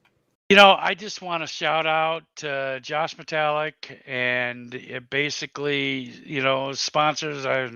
Not too much of that, but Josh and the way he handles Thursday and all the admins and directors and everybody that take the time out to make this league what it is. They're the heart of this league. I'm not, Terry's not, Prime's not. All these Jeremy and Dante and Wiley and, like I said, Josh and Timmy back in the day. I mean, all them guys, and I'm probably Jeremy. I'm probably missing somebody and stuff like that. But there's what makes this league all about. And flat out, man, thanks for bringing the broadcasting back to Rolling Thunder. It's been just a blast, and I hope it continues forward. That's it. Thanks, guys. That's David Cannon. He's going to finish second place here tonight at Talladega Super Speedway. Once again, congrats, David. Great to be able to see you have a great run as a driver, and we look forward to seeing if you can get that Sam's Club Dodge in Victory Lane at one of these next upcoming 5 races, get into the playoffs. One of these days. We'd have to go all the way back to October of 2019, the last time that David Cannon finished up inside the top 5 in a Tally Challenge race. And for Chuck McClure, who's down in Victory Lane, it was February of 2020, nearly a whole year ago since he last took a checkered flag. He gets one here tonight in race number 5. Hey, Chuck, it's Zach and Seth up here in the Flatout Racing Network studios. You got us? Hi, gentlemen. How you doing tonight? Man, it's been a long time coming. We have seen you at the tail end of last season and the beginning of this season, up there at the front when it matters the most, but circumstances just don't seem to work out in your favor. Tonight they did. Talk about the relief you felt when you took that checkered flag. Well, I've been wanting to get this monkey off my back for, I don't know if you guys know, 2, 3, 4 seasons. I don't know, but it turned into an 800-pound gorilla. And finally, it fell off my back, thanks to Grant and a couple other good pushes we had tonight. Now, obviously, we know that you made the playoffs via points last season, got eliminated in the second round. So having this win to be able to fall back on, does it change your mentality now going down to the second half of the regular season to try and accumulate more of those playoff points? It does. It's a big relief. Now I can just go out and race my bracket guy, whoever that would be that week, and maybe have just a little bit more fun instead of being all pressured and tense all the time, worried about getting in on points or getting a win. Chuck, man, congratulations. Great to talk to you. Awesome to see you in Victory Lane again, man. You've been one of the guys that I've been ragging on since I started the 3rd or 4th race in with season 51, that Chuck McClure is going to get a win. Chuck McClure is going to get a win. And tonight you finally did it. We saw you mixing it up in the middle of the pack. We saw you real quick up front. Now, how does this help you? Does this help you carry a little bit more confidence and momentum into the next week and the next week? What do you think your chances are of getting another win? How can you do that? Well, you know how it is when you win, Zach. When you get one, the next thing you want to do is win again. And yes, it's a big relief, trust me. And I appreciate you pulling for me. And man, it just, the luck hadn't been there, but tonight it got lucky, and man, I'm just glad to have it over with. Now, now I'm not going to let you downplay this at all tonight, Chuck, because you say that you got lucky, but the fact of the matter was you were quick and up front all night long, as you have been most of the races this season and the majority of the races last season. But when you do talk about luck, the short shortcomings that you have faced, that seems to be in a large part on account of luck, because when we see you out there running as fast as you can and running as good as we know you can, we don't see you, generally finish outside the top 5 or so. But, a lot of drivers, as Seth and I talked about throughout the course of tonight's broadcast and the broadcast pass, have noticed that with as big as these fields are so far this season, taking one bad race can cost you an easy 25, 30 points a night. Yeah, it can really hurt you. And you gotta try to be as consistent as you can. You want to race as hard as you can, as clean as you can, which sometimes those two don't go together. Don't ask me about that. But yeah, I lost a lot of confidence in myself and wasn't sure I could do it again. But here we are, and man, it feels great. Yeah, man. Again, super great to talk to you. Really, really happy for you, man. You're one of the guys that I'm always pulling for. What do you got for thank yous, shout outs, and sponsors? Well, first off, I want to shout out, there's a few people where I work at the Marshall County Schools bus garage that been watching me, and I really appreciate them watching. You guys, I mean, they tell me you guys sound like you're professionals, and yes, you do. I appreciate you guys doing it. RTG, Zach, or no, you, Zach, for racing me clean when we race, and all the admins. They do a great job, and it's the best place you can race. Chuck McClure, as he said, finally gets that monkey off his back. He's in victory lane here tonight. He's locked into the season 52 playoffs for the Tally Challenge. Congratulations once again there, Chuck. We look forward to seeing, now that you have this relief, if you might be able to go out there, be the first repeat winner on the season starting next week. I'm sure going to try, and I appreciate you guys covering our races. You guys do a great job. So as Chuck McClure celebrates in victory lane, I mean, we talked about at the beginning of the broadcast that we talked about on that last restart. The odds were in favor of us going 5 for 5, 5 races, 5 different winners. We're at that point. Those positions for drivers to be able to point their way in, they're starting to rapidly close up. Absolutely. They surely are. As we mentioned, just 2 drivers in the top 5 in points now that do not have a win. And then you look at some of the other drivers outside of the top 5. You've got 4 more back to Josh Metallic, who also has a win. So I think with, your top 5 drivers being pretty much in the top 10, there's, even if you're in a kind of rough position in points, that still gives you a bit of hope. But with every race that comes to a conclusion, that also adds a little bit more pressure and a little bit more pressure. We've got a pretty wide point swing as it stands right now. Jessica Shelton, 5th place in points, 23 back from point leader Bob Seminara. Then you get back to Garrett, and it's 30 points. So again, Seth, I think that speaks a lot to what we've seen with consistency and finishes and the guys that have been able to do this. Because if you look even through that top 10 in points, I think every one of those names in there has found big trouble at some point over the first 5 races of the season. Oh, yeah, no doubt about that. We've seen Billy Ellison and Josh Metallic up into the air in the catch fence. McClure getting involved in that wreck on the final lap back in the second race of the season.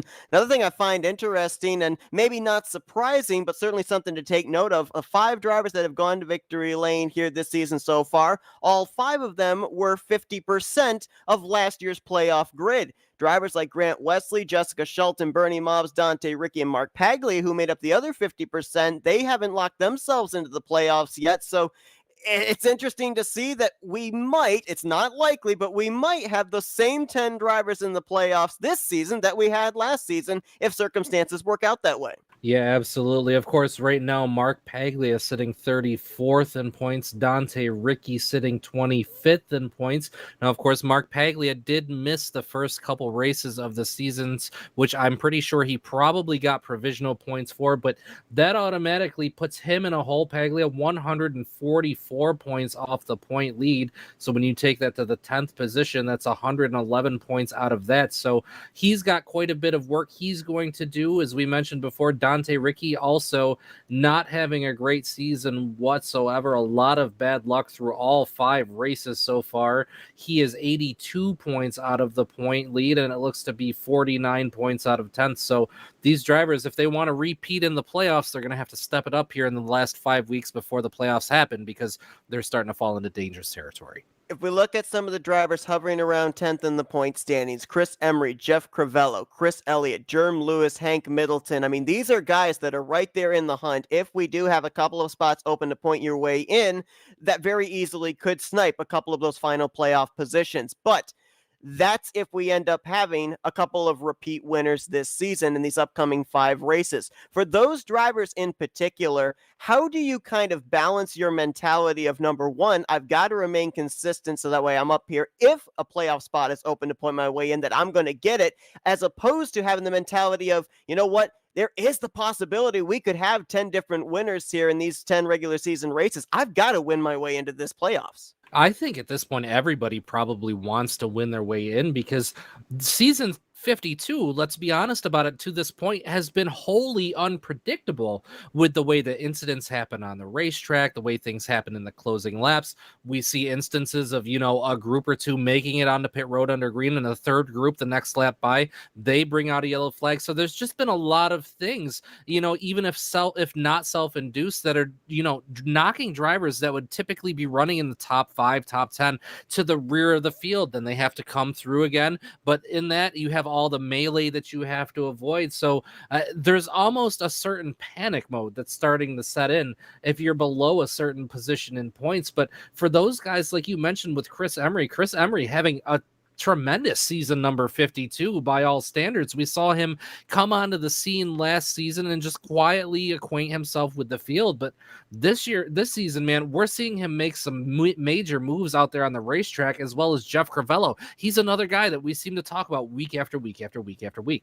Absolutely. Well, and if these guys don't have enough to think about, next week we start up the Tally Challenge bracket series as well. So add another log onto the fire here for things that these drivers are going to have to keep their mindset on, along with trying to win their way, point their way into the playoffs down these final 5 races of the season. But 5 races, 5 different winners. We now know that Seminara, Despirito, Metallic, Ellison, and now Chuck McClure, they will be battling for the championship in 6 weeks' time. The question is, who will be joining them? We might be taking the next step to finding out next week. Another crazy one here tonight. A long winless streak comes to an end here, Zach, for Chuck McClure. Great to have you on hand for this one.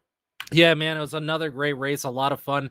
Thank you as always, Seth. And man, I'm hoping we can get those 10 different winners, because how cool would that be? Drivers of all shapes and sizes from any point throughout the field being able to make their way in and battle for those playoffs. So it's been a tremendous season to this point. Thank you, Seth, Matt, everybody at FRN for all your help and support. The owners, admins, race directors, drivers of RTG, and of course you watching at home, the race fans. Appreciate you all very much. Stay safe, and we will see you next week. Thanks, Seth. Absolutely, and thanks to everybody that tuned in here tonight. We hope you guys enjoyed our coverage. We'll continue here for this 52nd season of the RTG Talladega Challenge next Thursday night. Green flag scheduled to fly at 9 p.m. Eastern Standard Time. We're going to, on Saturday, be having the 5th annual Polar Bear race at Talladega for Bomb Squad Racing. Green flag there will be at 9 o'clock. And then we determine a champion this coming Sunday night as the Clutch Drop Cup Series have their season finale at Charlotte Motor Speedway. It's Tom Bourne, Bronson Stafford, Jason Munsell, and Dylan Stipe. They are going to be the ones to battle it out for the championship there under the lights. Should be a good one. Lot on tap this weekend, but for Zach Fremel, I'm Seth Cole. Enjoy the rest of your Thursday evening as you've been watching another broadcast courtesy of the Flatout Racing Network.